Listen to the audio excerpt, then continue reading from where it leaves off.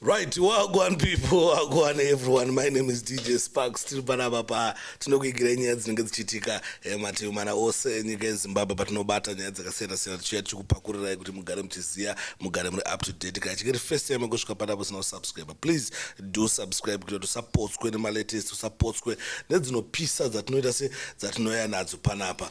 Muzuva ranhasi iri video ndaitora kuchechi kwaProphet T Freddy anzi pane munhu akatsotswa bhinzi. Matauriro acho azvinobva zvaitwa manzi zvinhu zvinopedzisa zvatinakidza, but still munoziva panapa ndinogara ndichireacta mavideos aProphet T Freddy because zvinenge zvichiitika ikoko, nyaya dzeikoko dzinondinakidza zisingaiti, and vanhu vazhinji especially vari muchechi vanowirirana neni kuti kuchechi kwaProphet T Freddy kunonakidza because nyaya dzinenge dzichibatwa ikokoko inyaya dzakasiyana-siyana dzinonakidza dzekuti wega umbodzitasire kuti nyaya idzi vazhinji mamen of God nyaya idzi dzakauya kuchechi kwavo vanowanda vari kuti dzitaurwe. Saka nhasi tichange tichiplaya video then muriona mumakomenda okuti video iri muri kuriona sei, rakamira sei.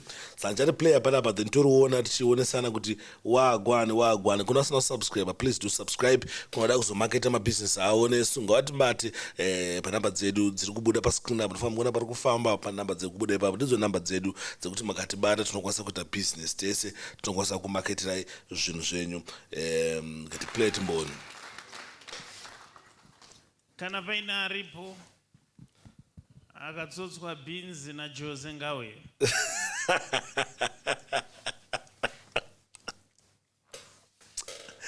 Hadzi kana paina aripo akatsotswa bhinzi naJose ngawe panapa. Matauriro acho ari kuitwa bhinzi ikurerutswa. Madzaseka.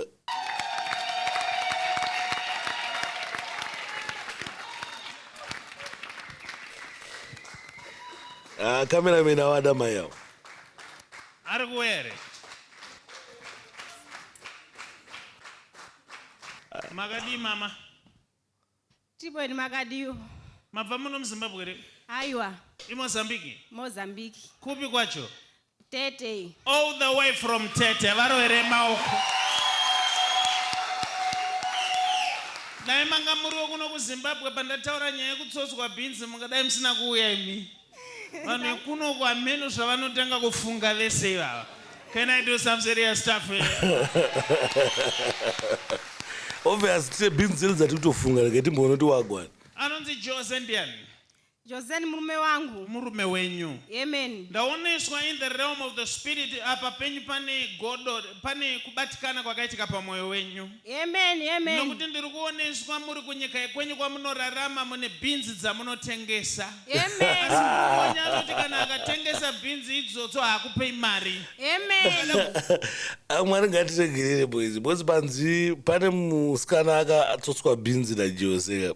Uzati pfungwa dzedu kwadzaenda ndeyama. Mwari ngatibatsire. Tinofanira kupona guys. Because zvatata kutofunga. Anyway, ndenge tichinzwe nyaya yacho kuti yakafamba sei. Even if I pick up this video, ndanjitogayo dzimwewo bhinziwo zvangu. But still ndenge tichinzwe dzikutaurwa apo kuti dzakamira sei. Chii chakazoitika, then what after? Mubvunza ano manyara.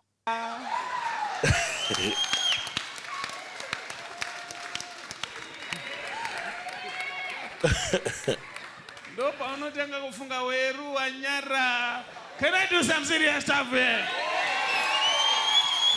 Now I am looking in the realm of the spirit now.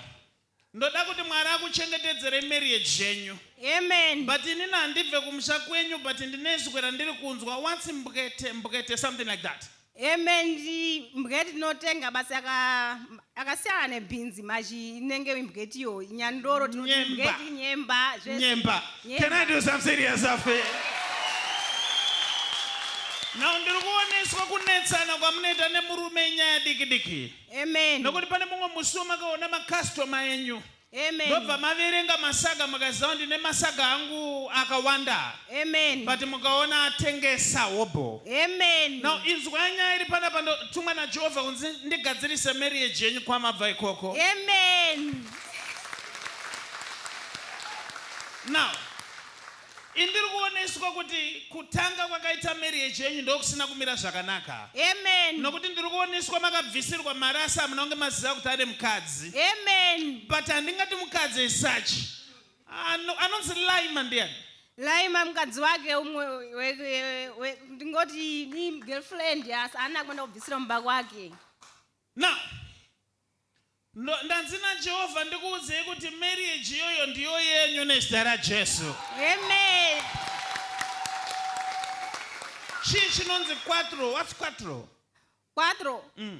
Quattro i four. Four. Amen. Manengo yakadi mchigara nemurume? Ndine quattro ano. Four. Can I do some serious stuff here? Now listen to me, mama. Ndirikuoneswa nini murume wenyane vana hobo. Somebody say 1, 2, 3, 4, 5, 6. Did you say half a dozen? She's 6 years. Anna 6. Amen. Ndirikuoneswa paine 5 vamuri kuchengeta imi. Amen. Pane mumwe Father kudakirwa nekuprofitwa zvavawa. Pane panhongwa tsono baba. Pakanhongwa tsono unonakirwa baba kuti hey hachi baba chinoona ichi. Zvichipurisa. Amen. Koita vamwe 2 vakamitiswa. Amen. I do some serious stuff here. Now listen to me, mama. Ndoda kuti nyaya dzenyu dzinake zuva ranhasi. Amen. Nokuti zvanzi marriage yenyu igare zvakanaka. Amen. Musarambe muchirwa kumba kwenyu ikoko. Amen. Asi izvozvo ndanetseka nokuti ndapinda kumhuri yekwenyu. Kana nchiti kumhuri yekwenyu ndikureva kumba kwenyu. Amen. Makambonzwa here anonzi Joy? Amen. Joyce. Sisi wangu. Sisi. Amen. Who is Lucia? Mningina wangu. Can I do some serious stuff here? Now listen to me, mama. Ndoda kuti nyaya dzenyu dzitonaka dziperere panapa. Amen. Imi nevana vamai venyu muchengetwe. Amen. Nokuti zvemamarriage zviri kunetsa. Amen. Ndaoneswa mumwe wacho akafirwawo zvakare. Amen. But ndanze naJehovha masonongoka nezita raJesu. Amen. Chisimudza maoko uri kwauri uti Mwari, batai mhuri yangu, batai vekwangu, tigare zvakanaka. You are free in the name of Jesus. Saka muri eZimbabwe muri kuona nezvinhu zviri kuitika kuti a lot is going on out there. And zvinodiseva kuti tinge tichiuya nazvo panapa tichionesana. Ndofunga muri kuona panhongwa tsono zvekuti munhu anga achinongerwa tsono anga achisekerera so. And vanhu futi vanongoenda nezvanonga vachifungawo. Panzi pana munhu akabirwa bhinzi chichi vanonga kufunga zvavo zvavanofunga. Saka ndo zviri kuitika kuchechi kwaProphet T Freddy. Saka ndo mamwe emanhongerwo etsono ari kuitwa ikoko. Saka tingoripawo pangu kuti mungozivawo zvinenge zvichiitika. Ndo the reason why ndakagara panapa muchiona ndichiita zvandiri kuda kuti muzive zvinenge zvichiitika. Anyway, thank you very much. Kuna vakasubscribe kudhara, kuna anga achiona ndoda kukutendai. I really appreciate zvamukuita. Dai Mwari ablessawo mabasa enyu amunobata nemaoko enyu, ngaakomborerwewo, ngaasapotwewo nevanenge vachida maproducts enyu nezvamune muchitengesa nekwamune muchishanda. Ngakuve ave maenvironment ekuti anoshandika nawo. Mwari vachiropafadza, vacharamba vachikusimudziraiwo semasimudziro amuri kundiita panapa. Ndoda kukutendai. Then kuna vasina kusubscribe, garai masubscribe because panapa tinoposta mavideos every day. Tinomeka sure kuti pane mavideos ataposta, tinomeka sure kuti pane content atakupai, takuudzai zviri kuitika. Saka munofanira kugara makasubscribe because tinenge tine malatest anenge achiuya. Then chimwe chiri very important, takupinda mufestive ka vakomana vatyairi ngatitry by all means kuti tisadrive takadhakwa. Number 1. Number 2, ngatitry by all means kuti tisamhanye. Number 3, ngatiteedzere masigns ari muroad. Then usadrive kana uchingosina chitambi. Wobuda kumba wanamata. Above all, chinhu chinongodiwa musiki kuti tibude kudzimba dzedu tenamata kuti Mwari vatichengetedze, vatirwire, vatitungamire patinenge tichifamba because Satani anenge aripo pakuda kutiparadza. Saka ngative careful pane mamoves atinoita, ngatisafarisei, ngatitei fare tindike, ndio zvinotaura Shona. Saka anyway, don't forget to subscribe, like and share pa Facebook, pa social media. Takangonzi DJ Sparks ZW, wakasvika ukasicha DJ Sparks ZW, unobva wationa. With that, We are out.